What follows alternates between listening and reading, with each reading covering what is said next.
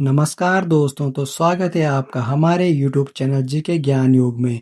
तो दोस्तों, अब हम आपके लिए लेकर आए हैं भारतीय इतिहास का सब्जेक्ट, जिसमें हम पढ़ेंगे मौर्य काल, जो कि आपके उत्तराखंड हो या कोई भी स्टेट का कोई भी एग्जाम हो, किसी भी स्टेट का कोई सेंट्रल का कोई भी एग्जाम हो, काफ़ी महत्वपूर्ण रहने वाला है। तो हम आज शुरू करते हैं मौर्य काल से। मौर्य काल के बारे में हम देखते हैं। मौर्य काल की जो शुरुआत हुई है तो वो हुई है 323 ईस्वी पूर्व से शुरुआत हुई है, और कहीं पर क्या बताया गया है, 322 ईस्वी पूर्व भी बताया गया है। तो इसका रीजन हम अभी आगे देखेंगे। अब हम देखते हैं, इससे पहले मगध पर शासन करने वाले कुछ राजवंश देखते हैं कि कैसे मौर्य वंश का शुरुआत हुई थी। इस प्रकार से हम देखते हैं। सबसे पहले आता है बृहद्रथ वंश। बृहद्रथ वंश जो है, उसका जो संस्थापक है वो कौन है, वो बृहद्रथ ही है। इसका पुत्र कौन होता है, इसका पुत्र होता है जरासन। इसके बाद आता है हिरण्यक वंश। हिरण्य वंश का संस्थापक कौन है, बिंबिसार। इसका पुत्र कौन है, उसका पुत्र है अजातशत्रु। अजातशत्रु को क्या कहा जाता है, पितृहंता का कार्य काल कहा जाता है। इसके बाद आता है सुसुनाग। सुसुनाग वंश की स्थापना किसने करी थी, सुसुनाग ने ही की थी। इसके बाद आता है नंद वंश। नंद वंश का संस्थापक होता है महापद्मानंद। इसका जो पुत्र होता है वो होता है घनानंद। घनानंद को ही क्या परास्त करके चंद्रगुप्त मौर्य ने क्या किया था, मौर्य वंश की स्थापना करी थी। मौर्य वंश की जो राजधानी वो कौन सी है, वो पाटलिपुत्र है। अब हम देखते हैं घनानंद। घनानंद ने क्या किया था, घनानंद ने तक्षशिला, ठीक है, जो इसकी राजधानी थी वो क्या थी, प्रारंभिक राजधानी गिरिव्रज या राजगृह भी है। अब देखते हैं हम घनानंद ने क्या किया था। तक्षशिला के आचार्य कौटिल्य का क्या किया था, अपमान किया था। किसने, घनानंद ने। ठीक है, जब इसका अपमान करता है तो कौटिल्य क्या करता है, कौटिल्य अपनी चोटी को खोलकर, जो उसकी सका होती है चोटी, उसको खोलकर कहता है कि जब तक मैं क्या करूंगा, घनानंद का क्या नहीं कर दूंगा, विनाश नहीं कर दूंगा, तब तक चैन से नहीं बैठूंगा। अब यहाँ से क्या होता है कि कौटिल्य जा रहा होता है वापिस तक्षशिला की, और वो क्या करता है, बीच में एक खेल हो रहा होता है, वो उस खेल को देखता है। ठीक है, उस खेल में क्या होता है, एक गुफा होती है, बना हुआ एक पिंजरा सा, तो उसमें क्या एक शेर होता है रखा हुआ। तो वो इंसान चिल्ला रहा होता है कि कोई यहाँ पर ऐसा कोई इंसान है जो इस शेर को क्या बिना पिंजरे को खोले हुए क्या बाहर निकाल देगा। तो ये सब हरकतें कौन देख रहा था, ये सब हरकतें देख रहा था कौटिल्य। तो कौटिल्य देखता है कि यहाँ पे कोई ऐसा है जो ये कार्य कर सकता होगा। तो वो देखता है कि वहां पे एक बालक आता है। ठीक है, एक बालक आता है, वो कहता है कि हाँ मैं इसे निकाल दूंगा। बालक क्या करता है, बालक एक मसाल जलाता है और क्या पिंजरे पे लगा देता है। और जो पिंजरा होता है वो क्या होता है, मोम का होता है, और क्या होता है, शेर आजाद हो जाता है। वो सब क्या होता है, शेर क्या होता है, वो सारा मोम का बना हुआ होता है। तो यहाँ पर कौटिल्य देखता है कि इस लड़के का क्या है, दिमाग बहुत तेज है। तो वो क्या करता है कि जो लड़का होता है वो एक क्या होता है, एक शिकारी के पास, उसका क्या है, उसका संरक्षक होता है शिकारी। तो उस शिकारी से क्या, वो 1,000 क्या 1,000 करसा पर्ण में उसे खरीद लेता है और अपने साथ लेके चलता है। तो यही बालक क्या था, यही बालक था चंद्रगुप्त मौर्य था। ठीक, इसके टाइम पे क्या होता है, घनानंद के टाइम पे यूनानी सिकंदर का क्या होता है, भारत पर आक्रमण भी होता है। तो किसी में क्या बताया गया, इसका आक्रमण 326 बताया गया है किसी भारतीय इतिहास द्वारा, और किसी में क्या बताया गया, 325। अब जहाँ पे 326 ईस्वी पूर्व बताया गया है, तो वहीं पे क्या बताया गया, मौर्य काल का काल क्या बताया गया है, 323 वहां पे बताया गया है। और जहाँ पे क्या बताया गया है, 325 बताया गया है, वहां पे कुछ ने क्या बताया, 322 ईस्वी पूर्व बताया गया है। तो यहीं पे क्या है कि यहीं पे एक प्रोफेसर होते हैं हेमचंद। ये क्या कहते हैं कि सिकंदर आया तूफान की तरह था, पर आंधी की तरह क्या चला गया था। तो सिकंदर का क्या होता है, घनन के टाइम पे भारत पर आक्रमण करता है। इसके बाद हम देखते हैं मौर्य काल का संस्थापक। मौर्य काल के संस्थापक कौन है, चंद्रगुप्त मौर्य हैं। चंद्रगुप्त मौर्य ने अपने गुरु चाणक्य की सहायता से क्या किया था, नंद वंश के अंतिम शासक घनानंद को क्या कर दिया था, पराजित कर दिया था, और मगध पर मौर्य वंश की नींव डाली थी। अब हम देखते हैं कि मौर्य वंश की बारे में जानकारी कहाँ कहाँ से हमें मिलती है। तो सबसे पहले हमें कहाँ से मिलती है, एक पुस्तक है अर्थशास्त्र। यहाँ से हमें क्या मिलती है, मौर्य वंश की जानकारी मिलती है। अर्थशास्त्र का लेखक कौन था, इसका लेखक था कौटिल्य। ठीक है, कौटिल्य के अन्य नाम क्या है? चाणक्य, अजय, ठीक है, द्विज सर्व है, विष्णुगुप्त है। विष्णुगुप्त क्या है? इनका मूल नाम माना जाता है।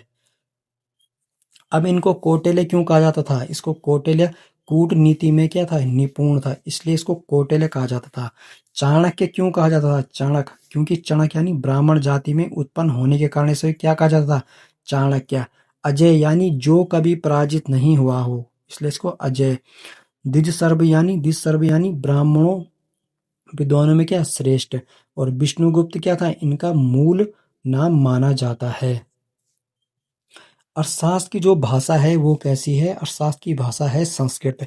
इसकी शैली क्या है? यह शैली चंपू शैली में, यानी कि गद्य और पद्य क्या दोनों में क्या है? अर्थशास्त्र को लिखा गया है, इसलिए कैसे बोलते हैं? चंपू शैली। चंपू शैली होती है जो गद्य पद्य दोनों में होता है, उसे चंपू शैली कहा जाता है। अर्थशास्त्र किस विषय पर है? अर्थशास्त्र किस विषय पर है? यह भारतीय राजनीति पर लिखा गया क्या है? प्रथम ग्रंथ है।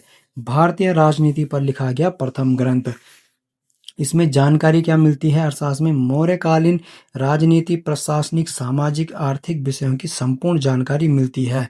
और अर्थशास्त्र की जो तुलना की जाती है वो किससे की जाती है? मैकियावेली की द प्रिंस से।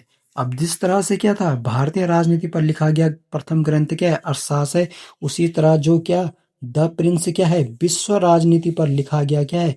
प्रथम ग्रंथ माना जाता है, विश्व राजनीति पर। इसीलिए इसको क्या कहा जाता है? चाणक्य को। इसीलिए चाणक्य को भारत का मैकियावेली भी कहा जाता है। और अरसास को क्या? अरस्तु की क्या द पॉलिटी से भी क्या तुलना की जाती है। अब अरसास की खोज देखते हैं। अरसास की खोज 1905 में तंजौर के एक ब्राह्मण भट्ट स्वामी द्वारा की गया था। भट्ट स्वामी ने इसकी एक क्या की थी? हस्तलिखित पांडुलिपि मद्रास के पुस्तकालय अध्यक्ष प्रोपर श्याम शास्त्री को सौंपी। अब हम देखते हैं अर्थशास्त्र के अन्य कि इसमें कितने अध्याय हैं, कितने प्राधिकरण, कितने श्लोक हैं। इसमें जो अधिकरण है, अध्याय यानी 15 अध्याय हैं। प्राधिकरण कितने हैं? 180 हैं। श्लोक है 6000 श्लोक हैं। अर्थशास्त्र के छठे अध्याय यानी छठे अध्याय को क्या कहा जाता है? मंडल योनि कहा जाता है। में सप्त सिद्धांत सिद्धांत का विवेचन मिलता है। क्वेश्चन बन सकता है कि सप्तांग सिद्धांत का विवेचन कौन से अध्याय में मिलता है? अर्थशास्त्र के छठे अध्याय में मिलता है। इसमें राज्य को सुव्यवस्थित रूप से संचालित करने का बताया गया है। इसमें क्या है? 7 अंग है, इसलिए क्या इसे कहा जाता है? सप्तांग सिद्धांत कहा जाता है। अब हम इन सप्तांग सिद्धांत को देखते हैं, ये क्या क्या होते हैं। जैसा कि पहला है राजा। पहला क्या था? राजा। अब राजा है तो राजा क्या करेगा? शासन करेगा। किस पे करेगा? जनता पे शासन करेगा। जनता कहाँ निवास करेगी? जनता करेगी जनपद में निवास। तो सेकंड क्या हो जाएगा? जनपद। अब राजा भी तो कहीं निवास करेगा। राजा के निवास करने के लिए क्या है? दुर्ग है। ठीक है, दुर्ग बनाए हुए हैं, तो तीसरा क्या हो जाएगा? दुर्ग हो जाएगा। अब राजा शासन करेगा तो राजा को कोई सहायता देने के लिए चाहिए, यानी परामर्श देने के लिए। तो कौन होता है परामर्श देने के लिए? इसके लिए होता है अमात्य। तो चौथा क्या हो जाएगा? अमात्य। पांचवा क्या हो जाएगा? इसमें क्या हो जाएगा? पांचवा क्या है? अब सुरक्षा भी चाहिए, तो सुरक्षा के लिए क्या है? सेना या दंड।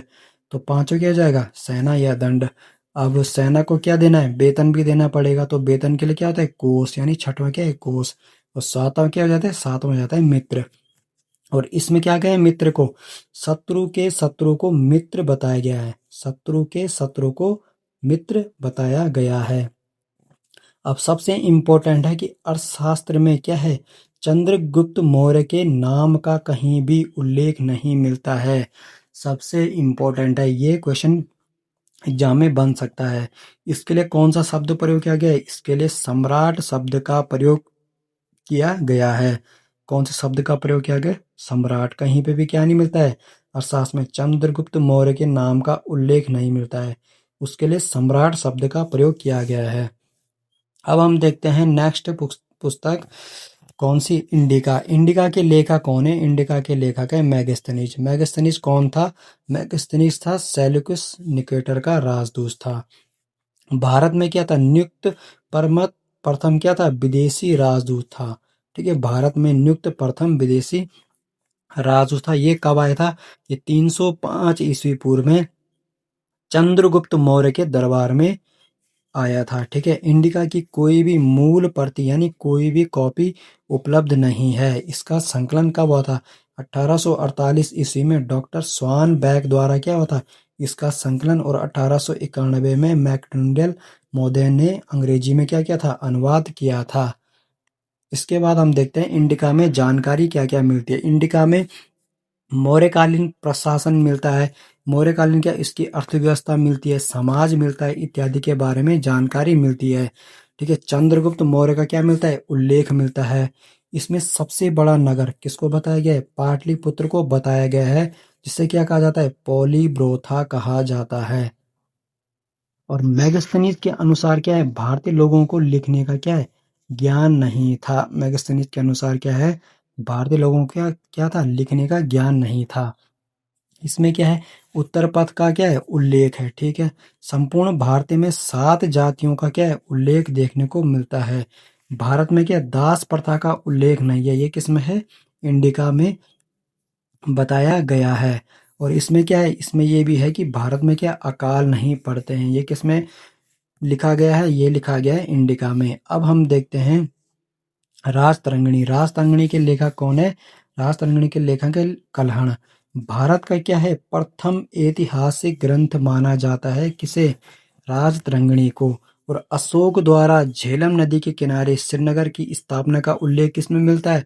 ये इसी में मिलता है, राजतरंगिणी में। क्या मिलता है? अशोक द्वारा झेलम नदी के किनारे श्रीनगर की स्थापना का उल्लेख मिलता है। अब हम देखते हैं मुद्रा राक्षस। मुद्रा राक्षस का जो लेखक है उसका नाम है विशाख दत्त। ठीक है, इसका जो टीकाकार है यानी इसका विस्तार किसने किया? ढूंढी राज ने किया। इसमें जानकारी क्या मिलती है? नंद वंश की मिलती है, मौर्य की मिलती है, और गुप्त काल की जानकारी मिलती है। काफी इंपॉर्टेंट हो जाता है। नंद वंश, मौर्य और गुप्त काल की जानकारी का वर्णन मिलता है। और इसमें क्या मिलता है? इसमें चंद्रगुप्त मौर्य को क्या कहा गया है? विरसल कहा गया है। विरसल यानी मुद्रा राक्षस में चंद्रगुप्त मौर्य को क्या गया है? विरसल। विरसल किसे कहा जाता है? निम्न कुल में उत्पन्न होने वाले को विरसल कहा जाता है। मुद्रा राक्षस भारत का क्या है? प्रथम जासूसी ग्रंथ माना जाता है। काफी इंपॉर्टेंट है। प्रथम जासूसी ग्रंथ किसे कहा जाता है? मुद्रा राक्षस को कहा जाता है। यह एक क्या है? न्यायिका विहीन नाटक है। ये कैसा नाटक है? इसमें न्यायिका विहीन है, इसमें कोई न्यायिका नहीं होती है। और सबसे इम्पोर्टेंट है कि इस ग्रंथ का हिंदी भाषा में अनुवाद किसने किया है? भारतेंदु हरिश्चंद्र द्वारा क्या किया गया है? इसका हिंदी में अनुवाद किया गया है। इसके बाद हम देखेंगे अन्य महत्वपूर्ण ग्रंथ नेक्स्ट वीडियो में। आज के लिए काफ़ी है। अगर आपको वीडियो अच्छी लगी है तो कृपया शेयर कीजिए। फिर आगे हम इसी तरह की वीडियो लेकर आएंगे। पूरा मौर्य काल, पूरा इतिहास इसी तरीके से पूरा बताएंगे संक्षिप्त में।